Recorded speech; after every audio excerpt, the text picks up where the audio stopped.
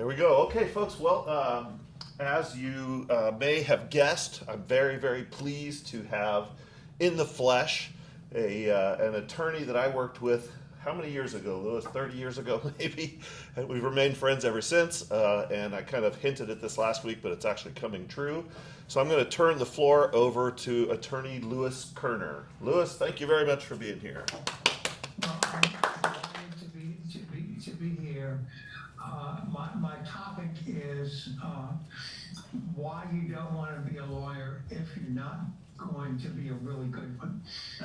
And so, what are you going to do with all that debt if you are trying to be a sole practitioner? So these are kinds of things. I gave you a handout. And so I mostly want to answer questions from people, and that would be what I would do. I have watched, particularly now, where people don't go to class and they don't. And I have a friend who's the clerk of court of the Louisiana Supreme Court, and she's been lecturing on the fact that lawyers who are coming out of law school don't know anything. Every week, the Louisiana Supreme Court disbars lawyers. I'm going to meet with her next week concerning the 200th anniversary of Louisiana Civil Code of 1825, which was adopted by California and approximately 150 states or countries. And she lectures on this problem and is trying to arrange mentorships and things like that in order to have people do it. I'm curious to see how many of the people who are being disbarred because they're not doing what they're supposed to, and they are borrowing from their client trust account, or young lawyers who are trying to set up their own shingles, which is really difficult. It costs a lot of money to have for rent, for malpractice insurance, and the fact that if you do contingency fee work, you basically have to be well financed, either have bank or family money or something like that in order to do that. So how many of you all are actually thinking about law school? There's three. I know there's another person. There's at least 4 people. Can you hear me, Lewis? Yeah, sure. Okay, yeah, there's at least 4 people, and in the room right now are 2, 4, 6, 9 people. So half. Okay. So I would be interested to know how you intend, what do you intend to do in order to get the schools who are very hungry for students to pay part of your way? Has anybody taken the LSAT or reached out to a potential law school to see what's available? I'll kind of help field the questions here. This is Matt speaking. So I know that one student who's actually not here right now is definitely either taken or will be taking the LSAT shortly and is definitely on the path. And of the other students that raised their hands, I'm not sure what the status is, but the question is, so by the way, I only gave them your handout just now, so they're just kind of looking over it as we speak. And if you want to go over any of the points, that would be great. But so yeah, I know. I think it's pretty self-explanatory. Yeah, and I know that we have at least one other student who has been doing an internship, I believe, in a legal field, and when they graduate, they're thinking about, well, they're likely to be taking the LSAT and moving forward. Well, that is a sensible way to do it. Getting an internship is a really good way to start. I had a guy named Anders Holmgren who came to work for me, and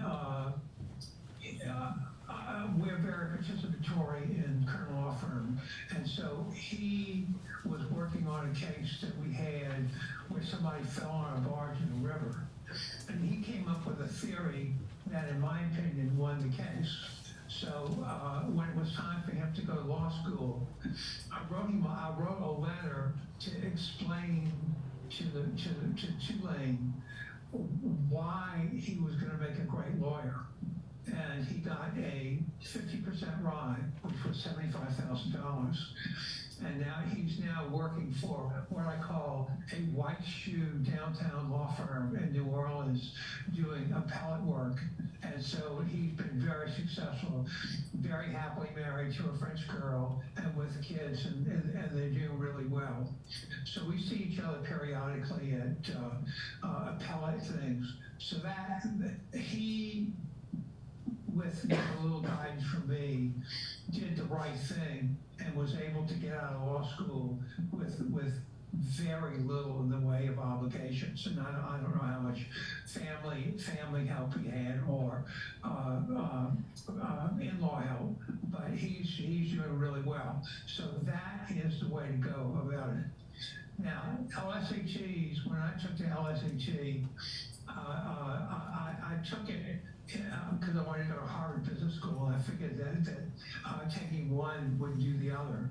But then I've helped other people, and the LSAT is quite different from what it used to be, and requires a lot of effort.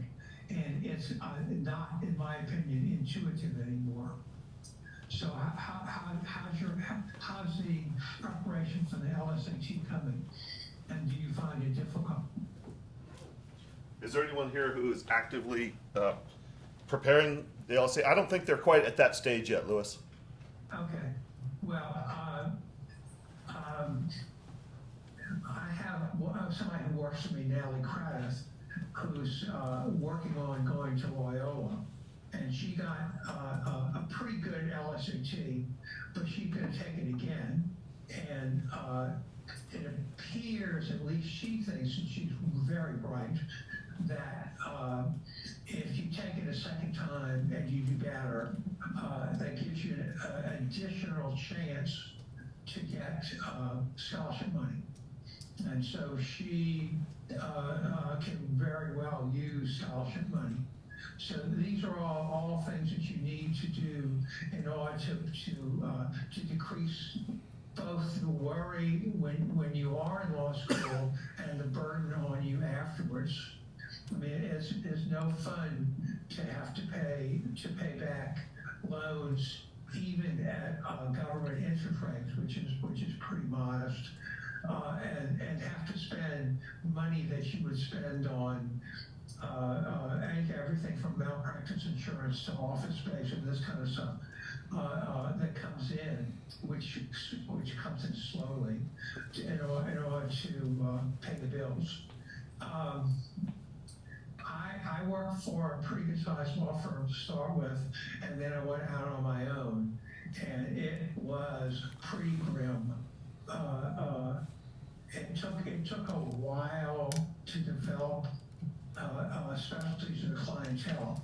I've always been interested in admiralty work, and I did that.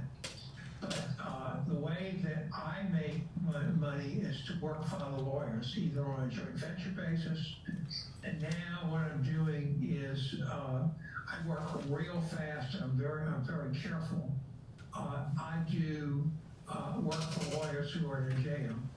You have to get your opposition in 8 days in advance of the hearing, and I get people who come to me on the 9th day and say, "What do I do now?" So I can dive in and get that.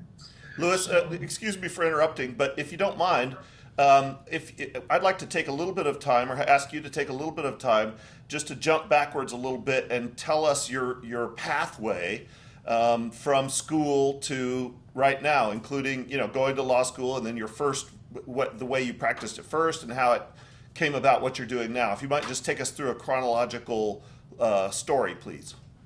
Okay, so I did when I was in law school, I did internships with a law firm, which was very helpful, and they had me organize all of their briefs and memos.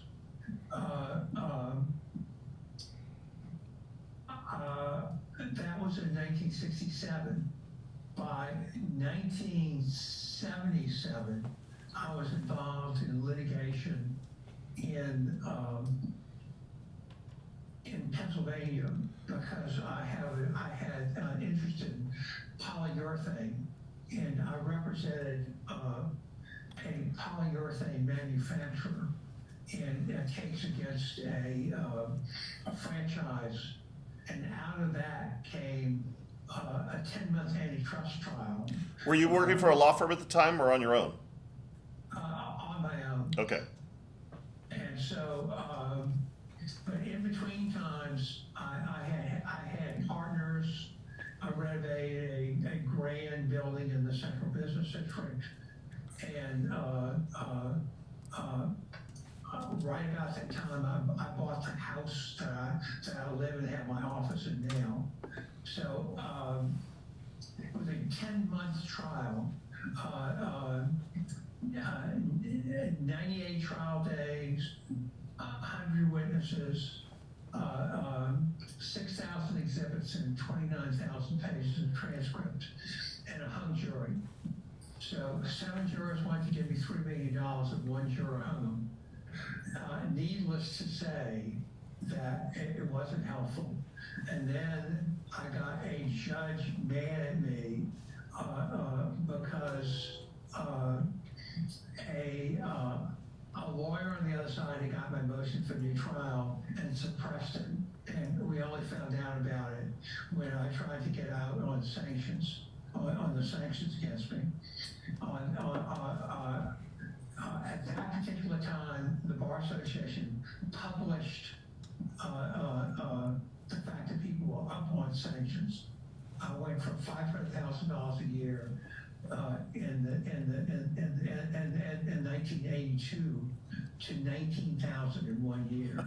So it took a long time and 2 bankruptcies to get me out of it. So what I found very helpful was to joint venture with other lawyers.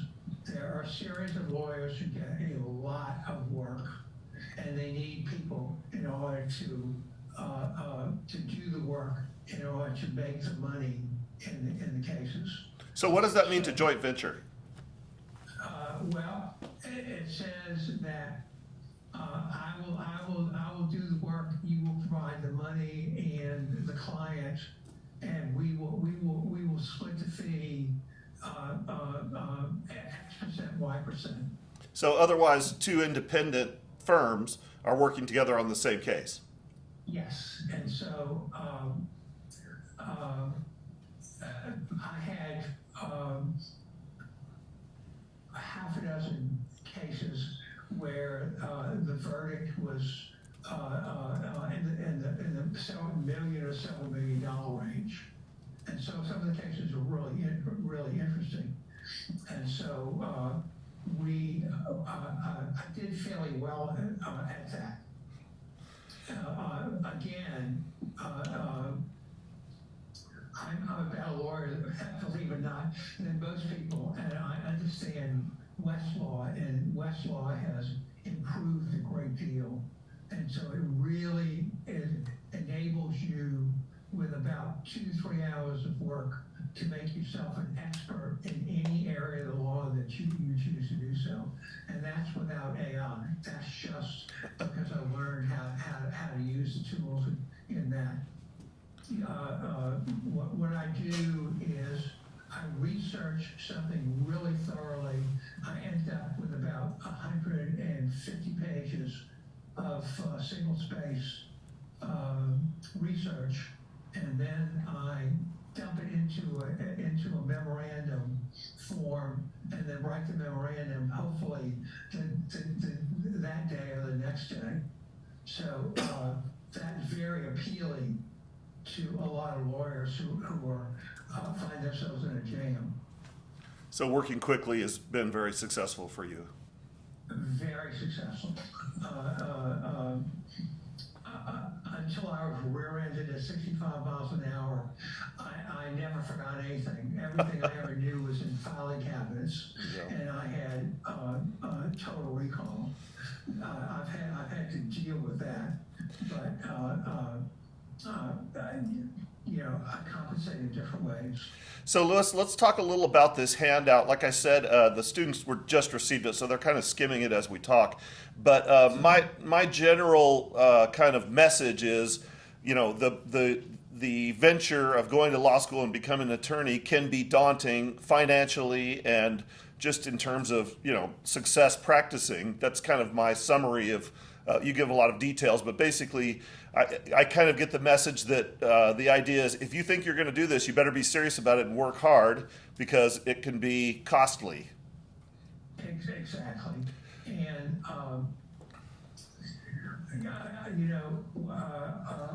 we live in the day of helicopter parents. Every kid gets a prize, has free pavers, and that really doesn't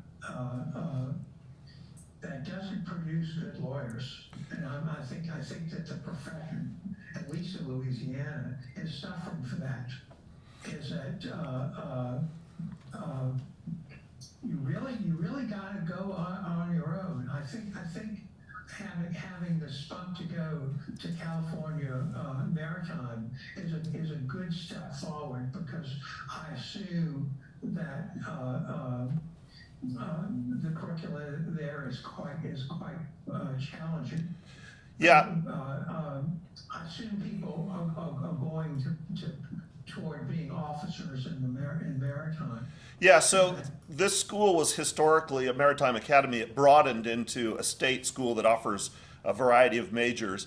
But the students that you're speaking to right now are mostly getting a law minor along with whatever their various major would be. And that's a very, very unique program. There are not a lot of universities that offer an actual minor in law. So these students are taking advantage of that opportunity.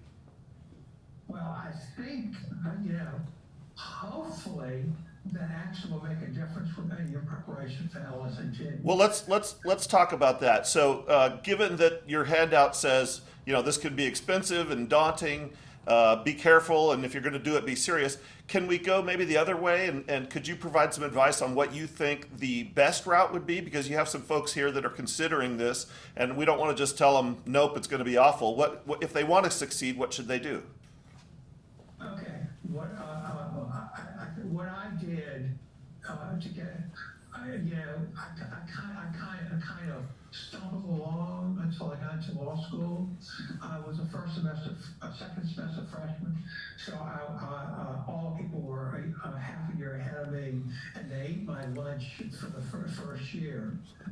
But the beginning of the next year, I decided I was going to do more than anybody. And so I had a typewriter, which most people didn't. I typed my notes.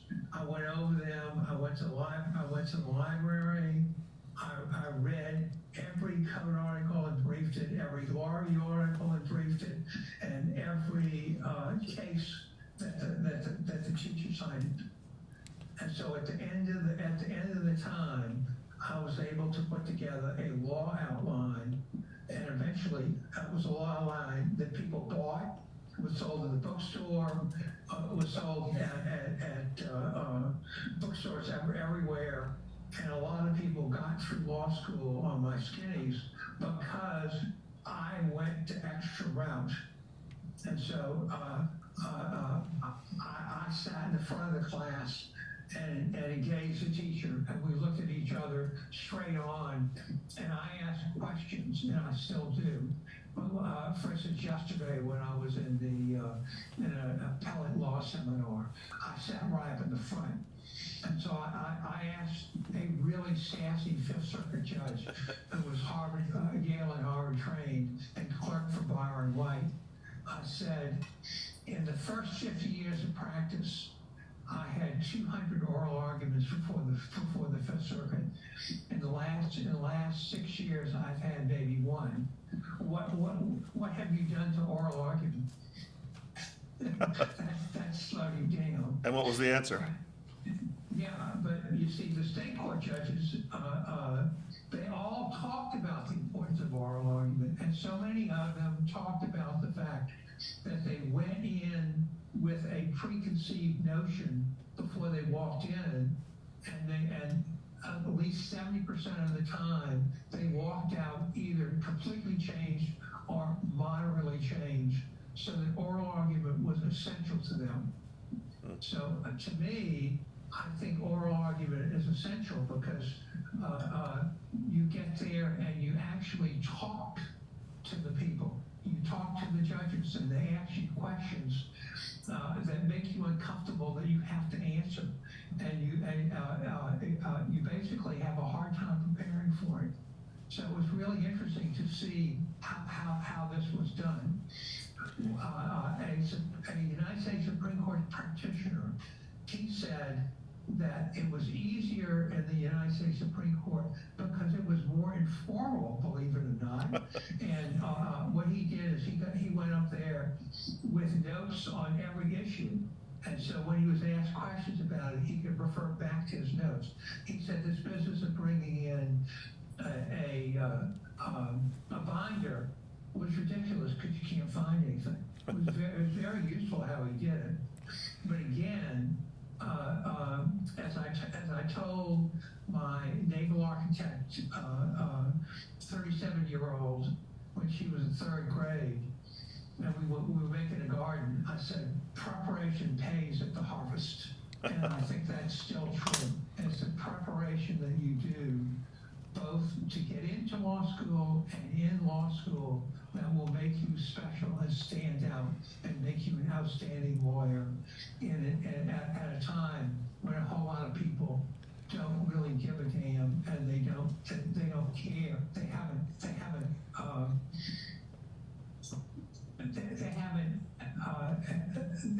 haven't embraced the law as a mistress, which I think you have to do if you want to be happy in the practice of law and imagine great things and then do them.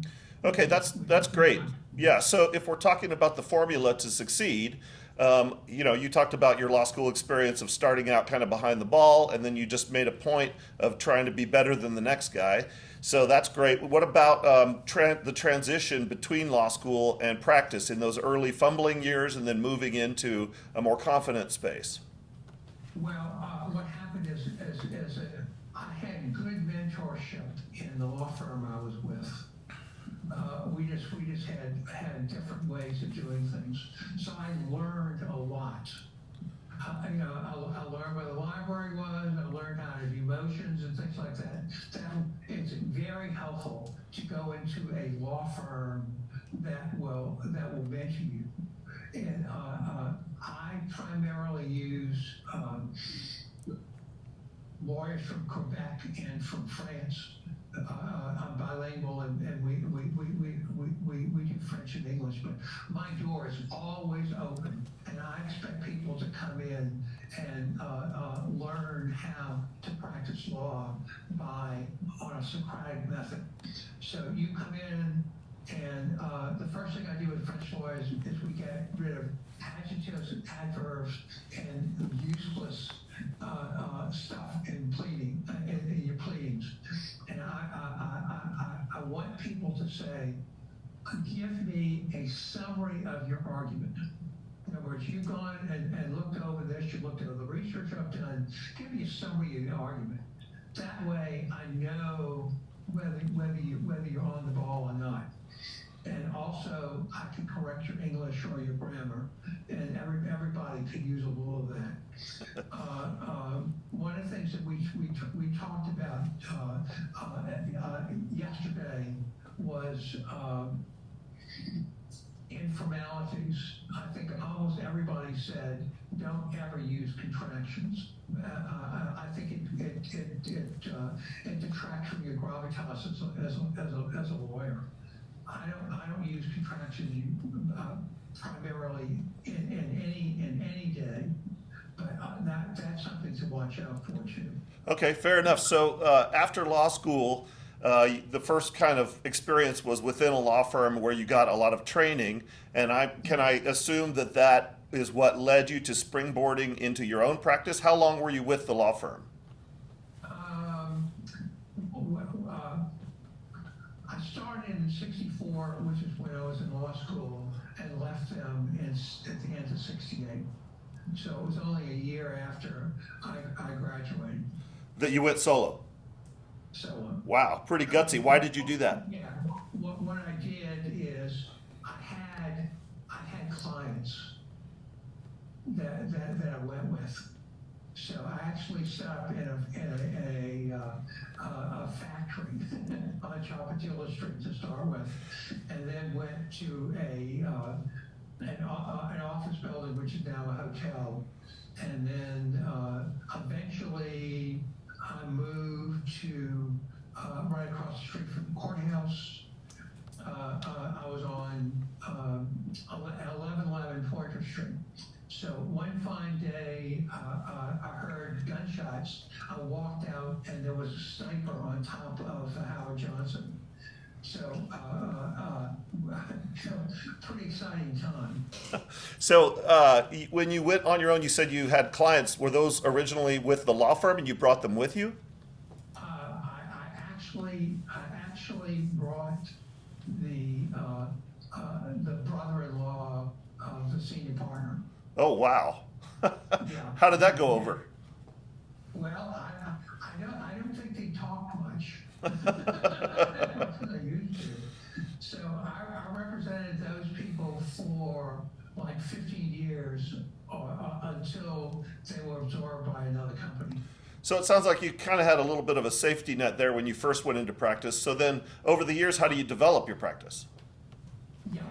So what's interesting is that the same kind of urethane business, in January, I got a phone call from one of the people I had dealt with, who's my age, like 50 years ago. And so I'm handling a situation where a Turkish urethane manufacturer gave them stuff where the cell structure collapsed and everything looked great, and 2 weeks later it turned into mush. So we're trying. I'm picking that back up. So it's interesting, but it's like trying to herd cats. There's so many people out there, and trying to get people to calm down and talk to me and give me all of the stuff that's electronic. It's just been very difficult. Sure. And there's so many clients out there. It's hard to identify them and to get them signed up on an engagement letter. So if we talk about Engagement letters are really important. yeah, we've talked about that in this class. If we're talking about your practice and the development over the years, obviously you've been doing this a long time. And as I recall, the last time you and I got together, you were talking about how you kind of in the more recent years have transferred your approach to practice from maybe not completely, but from getting individual clients to really having kind of other attorneys as your clients in a way. Can you talk about that? How does that work? That's kind of what I advertise, and also people watch me in action. And I go to judges' fundraisers and things like that, and having a situation where or seminars, and you have a guy who's got 200 cases. Well, you can't, even with a law firm, you can't competently handle 200 cases, and you get in jams. So I offer myself as the person to get you out of a jam. I charge a lot of money for this area, not for California, but I work so fast that in 4 hours I can crack almost any problem and have a memorandum to you. So that's less than $2,000. So your client is the attorney, not the attorney's client. The attorney pays you. The attorney pays me. Interesting. Do you take on like individual clients, non-attorney clients also still? Oh, sure. But most of those are clients where lawyers that I know and work for realize that they can't possibly handle it. Mm-hmm. So I have a client who's a CPA who responded to a request for qualifications to collect sales taxes in St. John Baptist Parish, but the incumbent who had his nose and everything rigged it so that it didn't happen. So she lost in the district court and hired me, and so we just wrote a really complicated brief that I think has an excellent chance of winning. Mm-hmm. So a lot of your expertise you mentioned is in admiralty law. Can you talk maybe a little bit more substantively about what kind of clients and what kind of law that entails? Okay. Right now, I have a friend, Brent Courier. We've been friends for 30 years. He's almost exactly 20 years younger than I am. So he's really good at getting cases, handling the client, and settling cases. But he's not a scholar, and he doesn't want to be. So he and I, we work on cases together, and we split the fee. So I have a case with, does everybody know what an anchor handler is? No. Okay, an anchor handler is primarily when you send semi-submersibles out into the Gulf of Mexico or other places, and they have to be secured to a plate on the bottom of the sea so that they can directionally drill. Well, somebody has got to put out the buoys and the anchors in order to do that. That is an extraordinarily dangerous job. So in this particular case, they had an incompetent captain who let the boat wallow, who broke lines and buoys, and so what he did is he made the lead man for the anchor handling company send 4 people out, and they got hit with a 60-foot wave, and 3 of the 4 people will never work again. So the issue is who are you going to bring in, how are you going to do it, and it's a juxtaposition between state law claims and federal law claims. The Fifth Circuit is extremely conservative, and seamen lose all the time, whereas in Louisiana, they're much more generous, and there's a different line of cases. So the issue is, how can we use Louisiana law instead of the mean-spirited Fifth Circuit law? I think everybody's heard how mean-spirited the Fifth Circuit is. And so I have an enormously antagonistic judge and magistrate judge. And so when I was in Ireland this summer, I spent 10 to 12 hours a day and sometimes working on the case. And the judge was mad at me. He said, "You filed so many briefs, I should sanction you." So I thought that's pretty far out. But I think the way to win is to write thoughtful, careful, well-researched briefs. And I've been successful. So that's one lawyer who's bonded to me and who will continue to send me work for as long as I'm able to work. Okay, well that probably is a good time to maybe turn the attention to the students and see what kind of questions we have. Okay. Anybody have something for Mr. Koerner here? Anything spark a thought or a question? Somebody must have something. I know it's getting late. Yeah, I have a student here, Kai McCown. He has a question. Sir, you said you practiced in Pennsylvania for a little bit. Are you back in Louisiana? And if so, did you have to take the bar again to go back? No. Okay. In Pennsylvania, I did a pro fee sharing.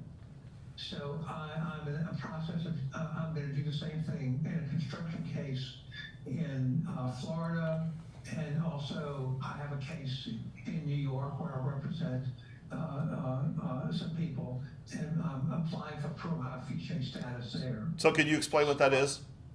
Okay, so you get the lawyer that you work for files a motion with the court to have you admitted pro fiche. In other words, you admitted temporarily. You can't practice. You're not going to practice there, but you can practice with the association of a local lawyer. So I have been pro fiche in probably 10 to 15 jurisdictions. Colorado, Texas, Pennsylvania, Ohio, New York, Florida, a fair number of cases where people have hired me to do specialty work. Particularly, I particularly did that in polyurethane defense because I got famous all over the country as defending polyurethane cases.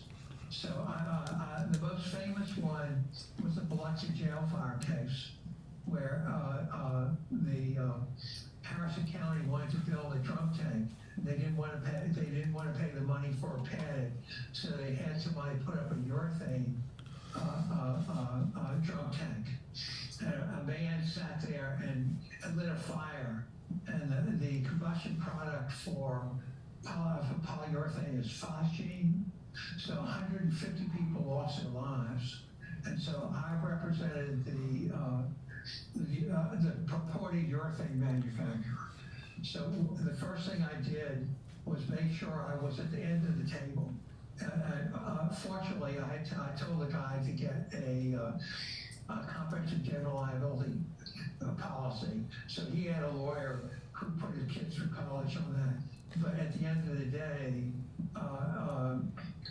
they paid almost nothing, whereas other people paid the state, all the other people paid a whole lot of money.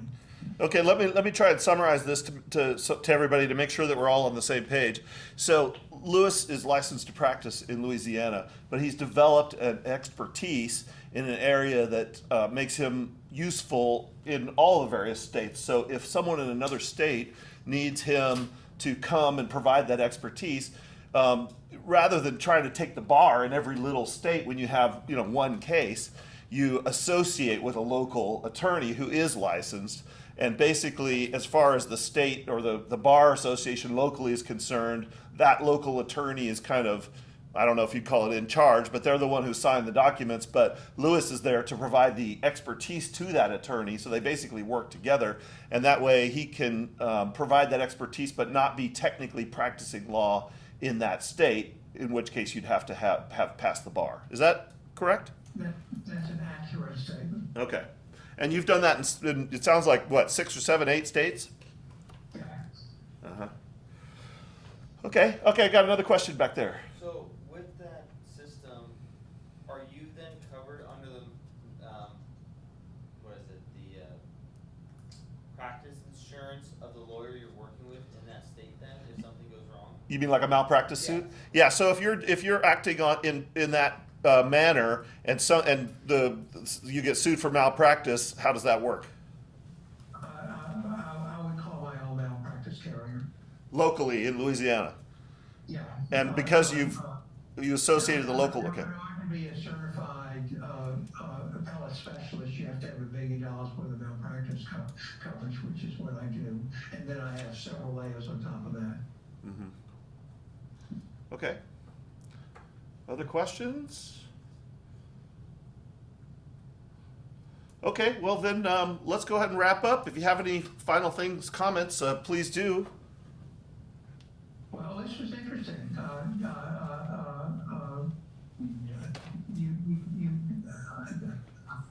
The questions were good and the moderation was good. So I think you pulled a lot of stuff out of me that I wasn't necessarily ready to give. Well, I've known you for a long time, Lewis, and we do very much appreciate you taking the time. I know it's late there in Louisiana, and so we'll sign off for now with a great big thank you very much for Attorney Lewis Koerner. Thank you very much. Have a good evening, Louis. Good night. Thank you so much. You take care. Okay, bye-bye.